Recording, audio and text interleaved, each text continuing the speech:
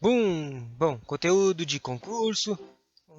Isso aqui eu nunca vi em nenhum concurso não, mas tá aqui no conteúdo, no material que eu tenho.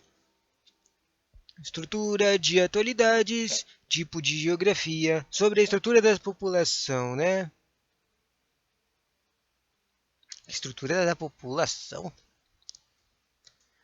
Estrutura ocupacional, desemprego e subdesemprego, trabalho infantil, setores da economia, setor primário, setor secundário, setor terciário. E a participação da mulher no mercado de trabalho. Bom, isso aqui são conceitos básicos, né, do mundo. Interessante. Estrutura da população. A estrutura ocupacional, com base na estrutura ocupacional, a população de um país pode ser dividida em dois grupos: a população economicamente ativa, a PEA, e a população economicamente inativa. A população economicamente ativa corresponde às pessoas que trabalham em um dos setores formais da economia ou que estão à procura de emprego, e subdivide-se em desempregados e população ocupada. Não, tipo, por que a ativa é a que está desocupada, né? E a população economicamente ativa ou a população não economicamente ativa, PNA, corresponde à parcela da população que não está empregada, como crianças, velhos, deficientes, estudantes, etc., ou que não exercem atividades remuneradas como donas de casa. Essa camada da sociedade demanda grandes investimentos sociais e é bancada pela população ativa. Entendi. Desemprego e subdesemprego.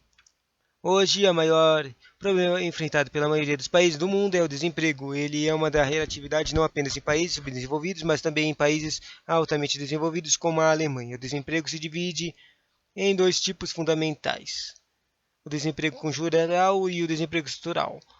O desemprego conjuntural, que é aquele que está ligado às conjunturas da crise econômica, nos quais a oferta de empregos e os postos ocupados diminuem. O desemprego estrutural ou tecnológico, que está ligado à estrutura produtiva e os avanços tecnológicos introduzidos na produção em substituição da mão de obra humana, como é que é gerada pela robótica. Uh! Além do desemprego, é comum hoje a existência dos chamados subempregos, onde o trabalhador, além de trabalhar na maioria das vezes em condições precárias, ganha baixíssimos salários e não tem nenhuma garantia legal. Esse tipo de atividade é muito comum hoje em países subdesenvolvidos como o Brasil, onde o número de subempregados é enorme e grande parte da população depende do trabalho dessas pessoas. Trabalho infantil, além do fato de a juventude ser a maior afetada com o desemprego, existe nos países subdesenvolvidos o problema do trabalho infantil, o qual é gerado por sérios problemas econômicos e sociais enfrentados por esses países, onde as crianças precisam trabalhar para ajudar na renda familiar. Muitas vezes as condições do trabalho que se encontram essas crianças são de completa insalubridade. Além disso, outros problemas, como o abandono dos estudos, são gerados em virtude desse tipo de atividade. No Brasil, o número de crianças que trabalham é muito grande. Isso se deve, em especial, pelo fato da grande parte dos chefes de famílias brasileiras não terem condições de arcar sozinhos com os gastos familiares, o que faz com que os milhares de crianças tenham que trabalhar.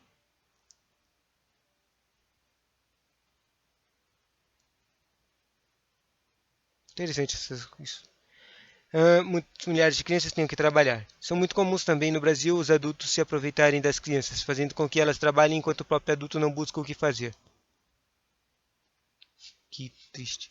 Setores da economia. A economia dos países se divide em três setores, chamados de formais, pois contribuem com a arrecadação de impostos, assinam carteira, dentre outras formalidades legais. São os seguintes: setor primário, que envolve, em geral, agricultura, pecuária extrativista, quer dizer, em geral, atividades ligadas ao meio rural, como agricultura, pecuária extrativista vegetal e pesca. Setor secundário, que envolve as atividades industriais, e o setor terciário, que envolve as atividades de comércio, prestação de serviços, funcionalismo público, etc. É importante ressaltar que o espaço onde se desenvolve essas atividades não é rígido, ou seja, podemos ter atividades primárias no espaço urbano, como o que ocorre com os cinturões verdes, ou atividades secundárias no espaço rural, como o que ocorre na agroindústria.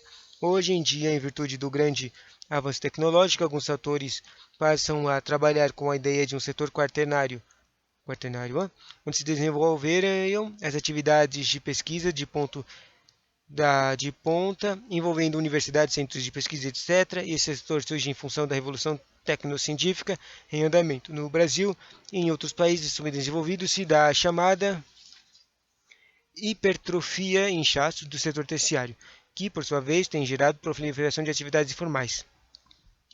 Esse processo ocorre do intenso êxodo rural, que gera um inchaço no setor terciário urbano, na medida em que a indústria atual utiliza cada vez menos mão de obra, fazendo com que muitas pessoas, especialmente nos grandes centros do país, tenham que depender das atividades informais, os chamados subempregos, além do que contribui com o aumento da criminalidade na medida em que muitos trabalhadores passam a desenvolver atividades à margem da lei para poder sustentar suas famílias.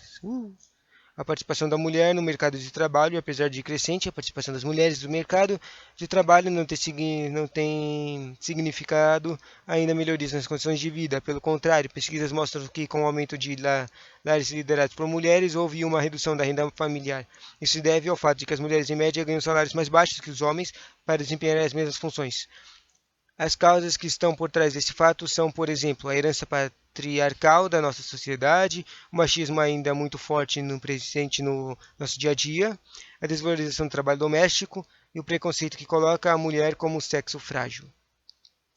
Além dos menores salários, do preconceito e do machismo, etc., as mulheres ainda têm que enfrentar as jornadas duplas trabalho e casa, as triplas casa, trabalho e estudos, e também é a mulher a maior vítima da violência doméstica em geral praticada por maridos violentos. Mesmo com todas essas dificuldades, as mulheres têm avançado em seus direitos e conseguido espaços cada vez maiores na nossa sociedade, como por exemplo o fato da maioria dos universitários brasileiros serem mulheres. Interessante essa informação.